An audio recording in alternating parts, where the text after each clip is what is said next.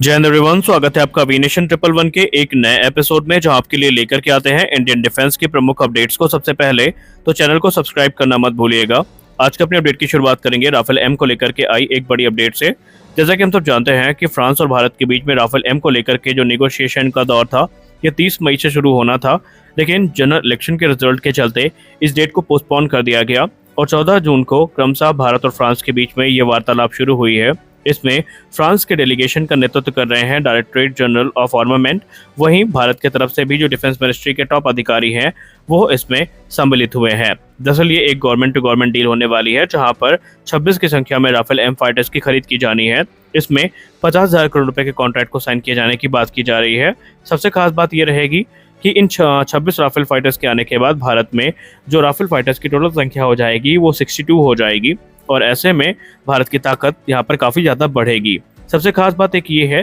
कि Indian navy की तरफ से कुछ बेसिक मॉडिफिकेशन और अपग्रेड्स की डिमांड करी गई है, जिसमें मीका और स्कैल्प जैसी मिसाइल शामिल है। वही भारतीय नौसेना ये चाहती है कि जो इंडियन मेड वेपन सिस्टम है ये भी राफेल में इंटीग्रेट किए जाए, जिससे इनकी लिथैलिटी काफ़ी ज़्यादा बढ़ जाए। वहीं फ्रांस भारत में जो एमआरओ फैसिलिटी है इसको भी शीघ्र अतिशीघ्र ऑपरेशनल करने के बारे में काम कर रहा है और जो इंजन एमआरओ सपोर्ट है ये भी भारत को प्रदान किया जाएगा। अब इसके बाद जो नज़र रहेगी वो एमआरएफए पर रहेगी, जिसके अंतर्गत 114 की संख्या में फाइटर जेट्स खरीदे जाने हैं और उसमें राफेल एक प्रबल दावेदार माना गया है। और एक लिबर्टी अपडेट आ रही है man portable anti tank guided missile को लेकर के। जैसा कि आप सबको पता है कि defence research and development organisation के द्वारा भारतीय थल सेना की रिक्वायरमेंट को ध्यान में रखते हुए एक man portable anti tank guided missile को विकसित किया गया है और इसको लेकर के एक अच्छी खबर सामने आई है, जहां पर बताया जा रहा है कि डीआरडीओ विकसित man portable anti tank guided missile अब अपने फाइनल यूजर ट्रायल के लिए तैयार हो रही है और ये final user trial Indian army के द्वारा पूरा किया जाएगा। और हाल ही में डीआरडीएल के द्वारा एक टेंडर रिलीज किया गया है, जहां पर वो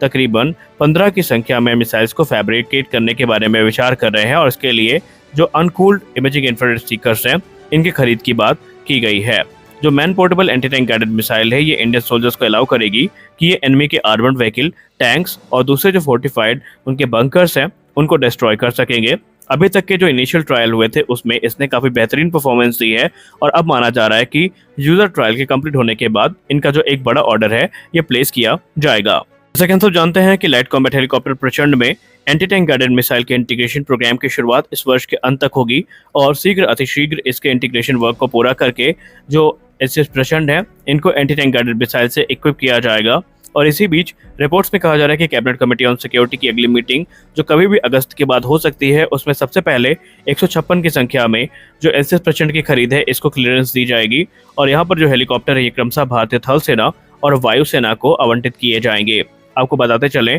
कि रिपोर्ट्स में कहा जा रहा है कि एंटी टैंक गाइडेड मिसाइल के इंटीग्रेशन के बाद जो पोटेंशियल बायर इस समय एसएस प्रचंड की तरफ देख रहे हैं, जिसमें नाइजीरिया और भी दूसरे देशों का नाम है, ये भी भारत से संपर्क करेंगे और एक जो संभावित डील है एसएस प्रचंड की ये भी हमें देखने को मिल सकती है। आपको बताते चले कि पहले ही 15 की संख्या में जो लिमिटेड सीरीज प्रोडक्शन के हेलीकॉप्टर हैं ये भारतीय थल सेना और वायुसेना को प्रदान किए जा चुके हैं और दोनों भारतीय थल सेना और वायुसेना इनके परफॉर्मेंस से पूर्णतः संतुष्ट हैं और आने वाले भविष्य में वो एक बड़े नंबर में हेलीकॉप्टर को एक्वायर करने के लिए इच्छुक भी हैं। हमारे अगली बड़ी update advance medium combat aircraft programme को लेकर के आ रही है। Advance medium combat aircraft programme को लेकर के सभी संस्थाएं काफी गंभीर हैं और एक के बाद एक बड़े कदम उठते हमें दिखाई पड़ रहे हैं, लेकिन इसी बीच ambitious 5th generation fighter aircraft programme में जो कह सकते हैं 3D प्रिंटिंग का पोटेंशियल है इसको भी एक्सप्लोर किया जा रहा है, जो कि एमका प्रोडक्शन को काफ़ी ज़्यादा रिवोल्यूशनाइज करेगा। दरअसल जो इंटीग्रेशन है इस एडिटिव मैन्युफैक्चरिंग टेक्नोलॉजी का, इसके चलते कुछ सारे एडवांटेजेस है जो हमें देखने को मिलेंगे, जैसे कि कॉस्ट रिडक्शन हो गया,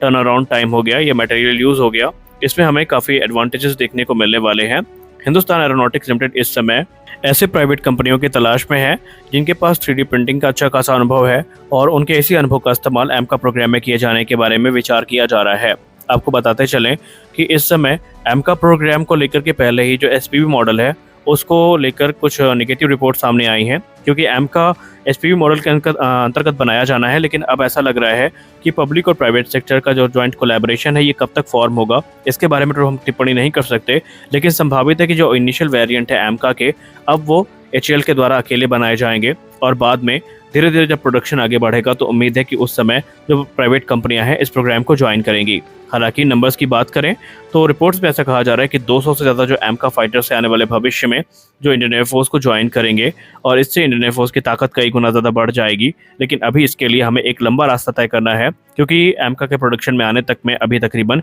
1 दशक का समय लगने वाला है। हमारी अगली बड़ी अपडेट भारतीय थल सेना के T-90 मार्क 3 टैंक को लेकर के आ रही है। अभी हाल ही में भारतीय थल सेना के द्वारा 10 टैंक का पहला बैच जो कि T-90 mark 3 main battle tanks का है, ये रिसीव कर लिया गया है। और इसके साथ ही भारतीय थल सेना ने अपने जो आर्मर्ड कैपेबिलिटी का मॉडर्नाइजेशन प्रोग्राम है इसके अंतर्गत एक बड़े माइलस्टोन को अचीव कर लिया है। दरअसल ये जो न्यूली प्रोड्यूस टैंक है इन्हें भारत की ही आर्मर्ड व्हीकल निगम लिमिटेड, जिसको हम AVNL के नाम से जानते हैं, इनके द्वारा डेवलप किया गया है। और ये एक लाइसेंस एग्रीमेंट के अंतर्गत बनाए गए हैं जो कि भारत ने रूस के साथ साइन किया है। और इसने भारत के डोमेस्टिक प्रोडक्शन की कैपेबिलिटी का प्रमाण भी दे दिया है, क्योंकि ये एक हमारे लिए बहुत बड़ा माइलस्टोन है। दरअसल ये जो डिलीवरी है ये 2019 नवंबर में साइन किए गए उस कॉन्ट्रैक्ट का हिस्सा है जो कि भारतीय थल सेना ने AVNL के साथ साइन किया था। जी हाँ, AVNL की जो हैवी व्हीकल फैक्ट्री है इसके साथ एक कॉन्ट्रैक्ट साइन किया गया था नवंबर 2019 में, और इन टैंक्स की डिलीवरी उन्हीं कॉन्ट्रैक्ट का हिस्सा है। इस कॉन्ट्रैक्ट के अंतर्गत टोटल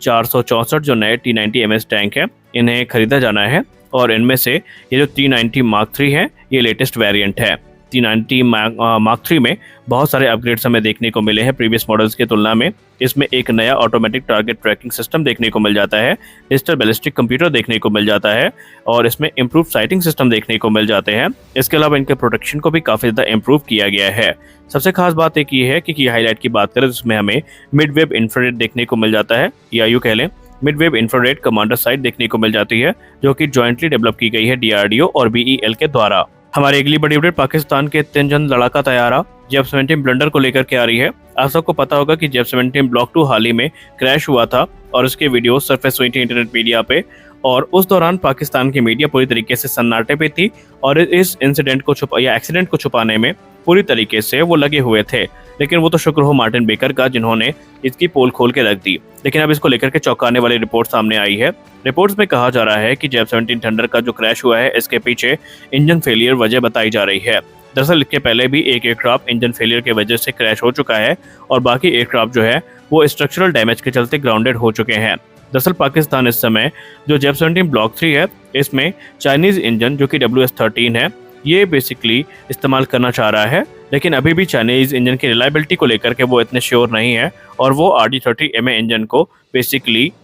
अडॉप्ट करना चाहते हैं। लेकिन रशिया यूक्रेन युद्ध के चलते वो भी अवेलेबल नहीं है, और इसके लिए उन्हें पुराने RD-33 पर डिपेंडेंट रहना पड़ रहा है। और ये जो क्रैश हुआ है इसके पीछे वजह यही बताई जा रही है कि ट्रेनिंग रूटीन के दौरान जो इंजन फेल है वो हुआ था, जिसके बाद एयरक्राफ्ट अनकंट्रोल हुआ, और वो तो शुक्र हो मार्टिन बेकर की PL-16 LE इजेक्शन सीट का, जिसके चलते जो पायलट है ये सक्सेसफुली इजेक्ट होने में सक्षम रहे और उनकी जान बच गई। लेकिन पाकिस्तानी मीडिया ने इस पर सन्नाटा बनाए रखा और उसके बारे में कुछ भी नहीं कहा, और अब यहाँ पर पाकिस्तान के जो JAV-17 थंडर हैं इनकी क्वालिटी को लेकर के जो सवाल हैं वो उठने शुरू हुए हैं, क्योंकि पाकिस्तान इनको तेंजन तैयारा के तौर पर प्रेजेंट करता है और सीधा कंपटीशन इनका JAV-17 का तेजस के साथ देखा जाता है।